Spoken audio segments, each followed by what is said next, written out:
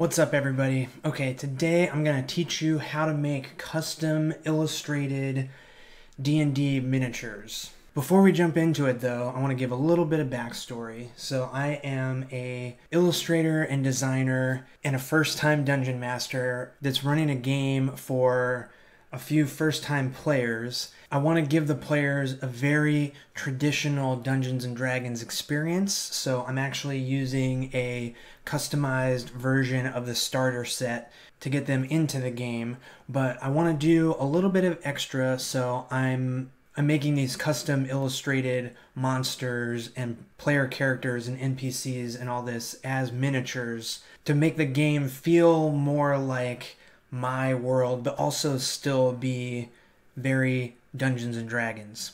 Okay, so before we jump into Photoshop and all of the layout stuff, I'm using these Litgo, what do they call them? Okay, I'm using these Litgo counter stands, and all they are three little pieces of plastic. There's the base and then two fairly thick pieces of clear plastic glued together. You have to actually glue these together, so it takes a little bit of time, but I don't know, I think it's fun. And all they're for is to slide a little sheet of paper in, and you have a miniature that you can move around the map and use. The players can keep their little dudes, and as a dungeon master that's just starting out, the idea of buying a ton of miniatures is sort of daunting. So this is a great way. You only have to buy so many stands because you can replace the paper that goes in these. Yeah, it's just a really simple alternative. I should also say that I'm using the 1 by 1 inch size for small creatures. I'm using the 1 by 1.5 inch size for like normal humanoid. I have a longer, I guess it's a 2 by 1 inch size for like four-legged things like wolves and stuff. And then I have a bigger 2 inch by 2 inch for the larger size creatures, like an ogre. I got all of these off of Amazon, so I'm going to put a little link down in the description below where you can find all the different sizes of counter stands, or you can always just search Litgo counter stands. Let's jump into Photoshop, and I'm going to show you how I put together my army of monsters. Alright, now we are in Photoshop, and the first step to actually coming up with these custom monster tokens or miniatures. I keep calling them tokens because I'm used to playing in Roll20, but these custom miniatures is to actually illustrate the monster. Now, if you're not an illustrator and feel intimidated by this, you can absolutely grab images off of the internet to use. And it should go without saying that if you find an artist that you like and you're using a lot of the stuff, please find a way to support them, or at least shout them out in some way, because it does take a lot of time to illustrate all this stuff.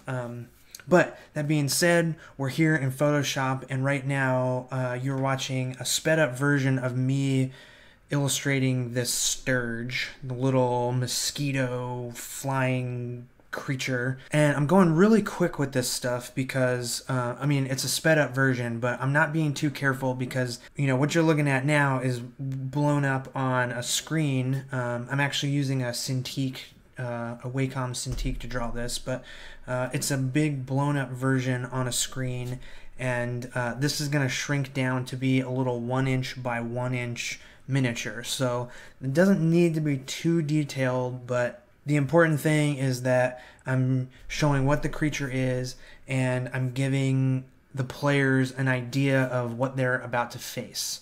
So the great thing about using these counter stands is that, they come in the different sizes. So, the Sturge is a small creature. The players will all be like humanoid sizes, and then there'll be bigger stuff. So scale is something that's going to be built in automatically, which is something that I think is really important. But also with this illustration, I want to make sure that they see the Sturge's big nose, blood-sucking thing, and his claws and his wings and all that stuff. So I'm trying really hard to make the elements of the creature that the players need to know about as clear as possible. The other thing you'll notice is that I have this swatch palette that I created, so all of the monsters are following the same color palette, and that's just another way for me to give my monsters and the whole feel of the game a certain aesthetic, my aesthetic. So this part is wrapping up. Let me show you real quick some of the other monsters that I'm going to be assembling into the miniature stands. Alright, for this first part of the adventure, there's going to be some Sturges, there's going to be a lot of goblins, so I've made a goblin with a sword and a goblin with a bow. There's going to be wolves. Let me close this palette down. There's going to be wolves. There's going to be the bugbear leader. And I'm going to throw in an ogre fight as well. So I've made a big, huge ogre dude. So clicking through, you can see that it's very much my style of artwork, so I encourage everybody to draw. Even if you're not that practiced of an illustrator, I still think it's an awesome way to bring some of your own flavor. If you're a dungeon master, bringing your own flavor to the game. Okay, now that we have all of our monsters illustrated and created, it's time to basically just throw them on a sheet and print them out so we can cut them and get them into the stands. So all I'm going to do now is file new, and we're going to be printing on 8.5 by 11 cardstock.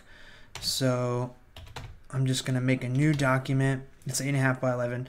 One thing is I've done all of these at 600 resolution. That's just me being crazy.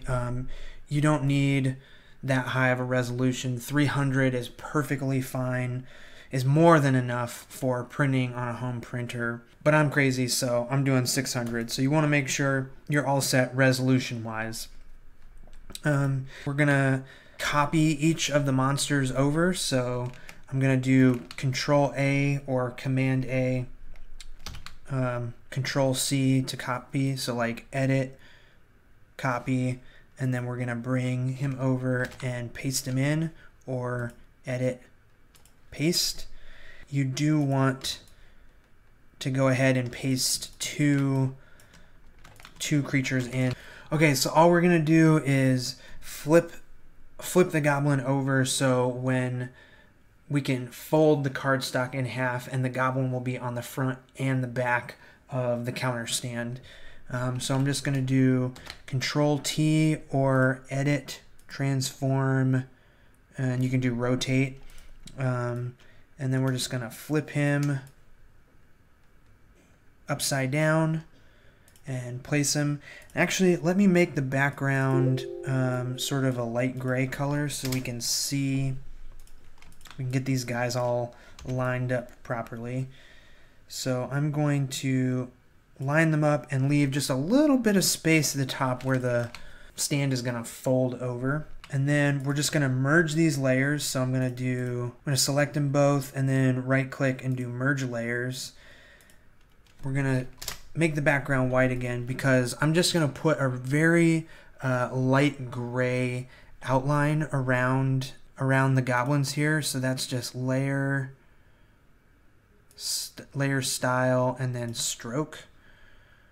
We're going to do a really light gray, and you'll have to sort of look and see. Right now 3 pixels. I just wanted the size of the stroke to be really thin, so I think I'm going to stick with 3 pixels. Depending on what resolution you are, it'll be different. That's really all there is to it. I'm going to copy these over. I'm just holding Alt and dragging with the move tools selected. So holding down Alt or Option on the Mac, clicking and dragging, and then you can hold down Shift to keep it aligned as well. So now we have 3 goblin swordsmen ready to go on our template, little 1-inch miniatures. And now I'm just going to do the same thing for the rest of the monsters, get them all laid out on this page and print them off. Okay, now I have the entire page laid out.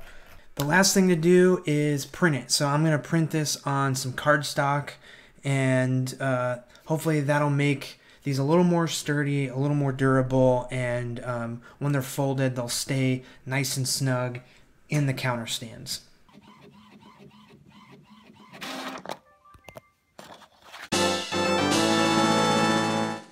All right, we got our sheet printed out. Now it's just a matter of cutting everything out. You can use scissors, or I'm going to use an X-Acto knife.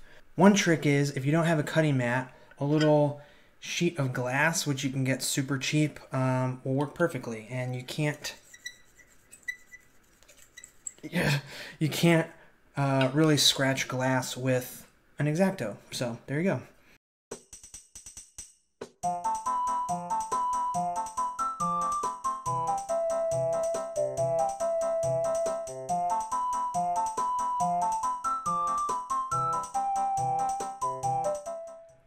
Alright dudes, that's pretty much it. Now that we've got our minis all printed and cut out, all you have to do is fold them in half.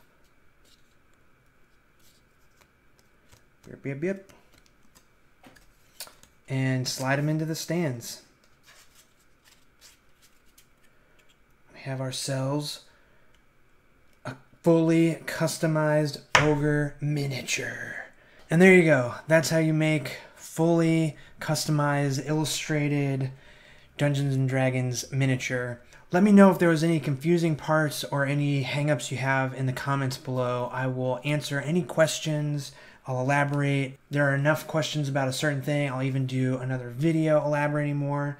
I'm not really sure how much of this sort of content is going to show up on this YouTube channel. So if you want to hear more about how I'm customizing my Dungeons and Dragons campaign, definitely leave a comment, leave feedback so I know you guys want to see more of it. There's lots of other things I'm going to be doing to make this game cool and interesting, and I would love to share that with you guys if you're interested. Also, if you want to see me illustrating more of these monsters, definitely stop by my Twitch page, which is linked below. Every Monday and Wednesday evening, I stream artwork, and a lot of times I am illustrating these Dungeons and Dragons monsters for the adventure I'm running for my friends. So let me know what you guys think. Come hang out on the stream. And yeah, if there's any questions, leave them below. Thank you guys so much. Hope you dudes have an awesome, productive week. I'll catch you later.